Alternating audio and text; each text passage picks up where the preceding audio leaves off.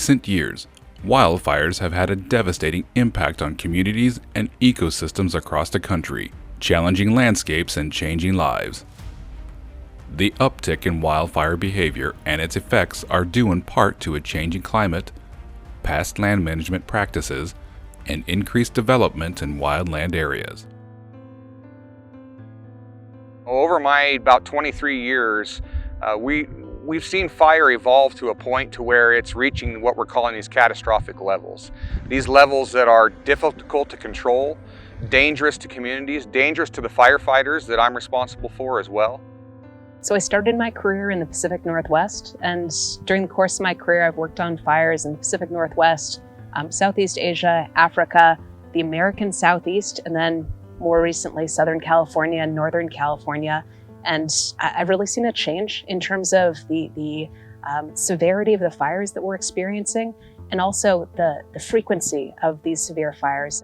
At the beginning of my career, a season like 2022, when we experienced the McKinney Fire, or 2021, when we experienced the lava, the antelope, the tenant fires, the river complex, that would be a once in 10-year event. That would be an event that was really a hallmark for us, and something that we paid a lot of attention to in the 10 years after it.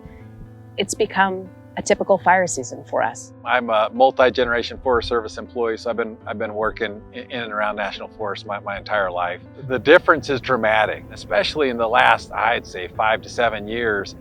The size of the fires has just exploded, as well as the fire behavior. You know, we've had large fires where there's, tens of thousands, hundreds of thousands of acres being burned. Something that's really unique about the backdrop that's behind me is it's all land that we lost to fire just less than a year ago. So the McKinney Fire, which started on July 29th, 2022, was one of the most damaging that I've personally experienced in my career. I've worked in fire since 1996, and the last few fire seasons have been really awful for us. In the McKinney Fire, we actually lost 4 members of our community, which included 1 lookout.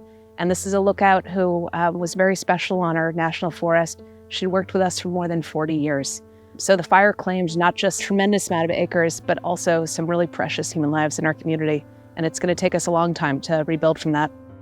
These large fires started coming year after year after year, and they seem to be getting larger and more severe and affecting more of the landscape.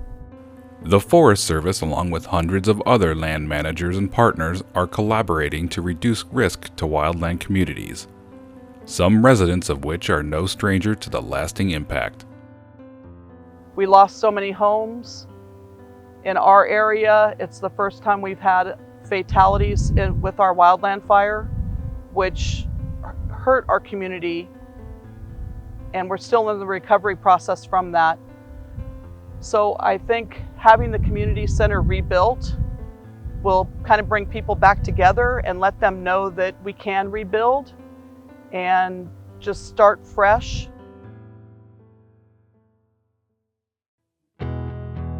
Volunteer Fire Chief Janet Jones, who has lived in Siskiyou County for 27 years, is just one resident in one of more than 70,000 communities across the country that are at an increased risk from wildfire.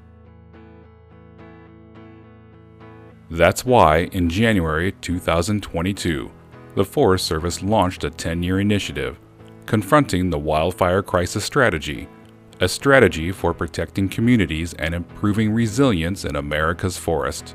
Fires don't stop at property boundaries. We have to work together to effectively confront this crisis.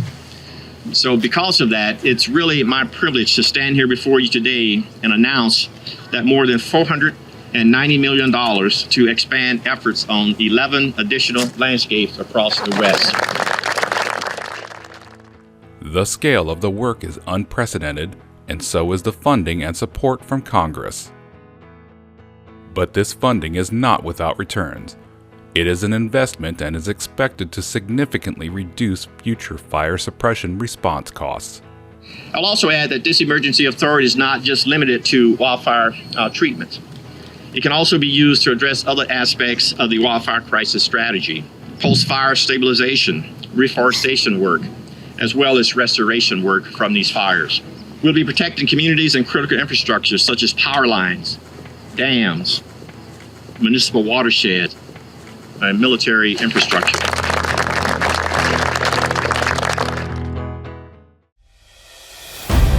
This 5-part video series takes a look at one of these areas, a landscape in Northern California and Southern Oregon, the Klamath River Basin, which encompasses 10 million acres spanning the Klamath, Modoc, Siskiyou, Trinity, and Humboldt counties, 55% of which are on national forests.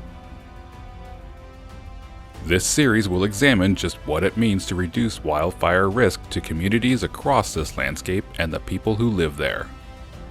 How proactive management is not just helpful to reducing fire risk, but is also essential to healthy, thriving forests, wildlife, and quality water. In the remaining episodes, we talk with community leaders, land managers, scientists, residents, tribal members, and partners about the work to be done and the science guiding it. There's a lot at stake, but there are also many mutual benefits to be gained from these proactive efforts. It's important work, because together we are not only reducing wildfire risk to communities, we're making wildland areas more resilient so that they may be enjoyed for generations to come.